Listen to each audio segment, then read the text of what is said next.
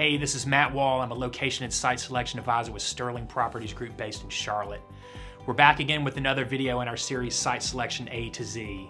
Today's letter is W, and one of the items you will often see in your purchase and sales agreements is a section called Seller Representations and Warranties.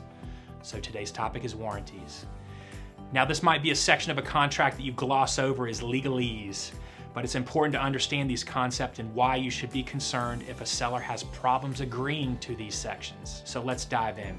By definition, a representation is an assertion as to a fact, true on the date the representation is made, that is given to induce another party to enter into a contract or take some other action. The warranty is a promise of indemnity if the assertion is false. So, translated, when you're looking to buy a piece of property, you want the seller to commit to certain facts about the property and their ownership thereof, so you can reasonably proceed with a costly due diligence and other inspections and verifications. And if the seller makes certain representations of fact about their property and its condition, and they're found not to be true, you have certain rights in the contract if the facts have been misrepresented or changed between the time you go into contract and when it comes to closing time. So your buyer may have the right to terminate the contract or sue for specific performance, or maybe even sue for damages for time and money wasted in the pursuit of the property while you thought the seller was being truthful. So now that we've covered the concept, what are some of the important representations and warranties you'll want a seller to acknowledge in a purchase and sales agreement? Here are just a few. Ownership. You want to be sure that the seller is the sole owner and has good marketable title to the property, free and clear of all liens, tenancies, and rights of occupancy, and that any of those are not going to carry forward after you take ownership. Next, you want to be assured the seller hasn't entered into any other agreements to sell the property or parts of it, nor has the seller granted any options for the sale of the property or has any rights of first refusal hanging out there.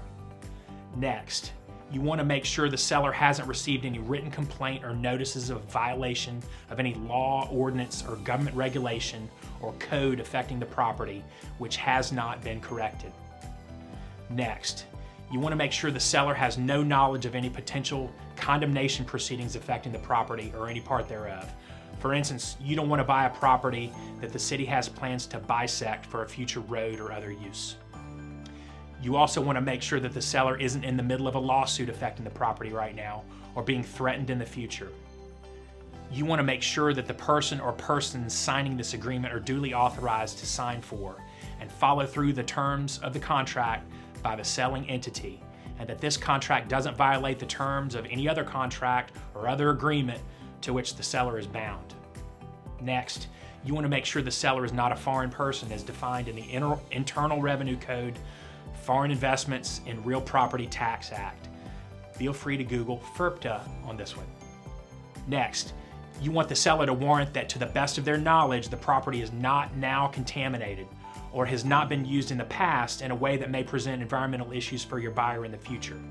If a seller pushes back on this representation and warranty, you may want to tap the brakes and ask more questions before proceeding. And here's a good one. You might ask the seller to give a rep and warranty that the site has access to all utilities and have the seller warrant that there are no utility restrictions or moratoriums affecting the premises. Next, you may also have them warrant that the property is zoned and there's no pending rezoning or other issues affecting your future use that they're aware of. Next, you may want to make sure that there are no service or maintenance agreements, leases, or other written contracts, listing agreements, affecting the property that won't be terminated prior to closing. And that's most of what you need to know. So here's your pro tip. These are all the good reasons these reps and warranties are found in your purchase and sales agreement. For one, it puts the seller on notice that you're relying on their statements of fact here. And if they are hesitant or refuse to sign off on these reps and warranties, it could be a red flag that something is amiss here with them or the property. It's also a good idea to put some teeth in these reps and warranties. So if the seller is untruthful, you have remedies available. Termination is a good remedy, but what about all the time and money invested in the contract itself and all the wasted due diligence? Ask your client's attorney if they can state an amount of damages that they can collect, along with attorney's fees, if the seller has intentionally misrepresented critical facts. You want enough of a penalty to bring any potential issues to light before putting the property under contract. So that's W for warranties. I hope I didn't put you to sleep with that one.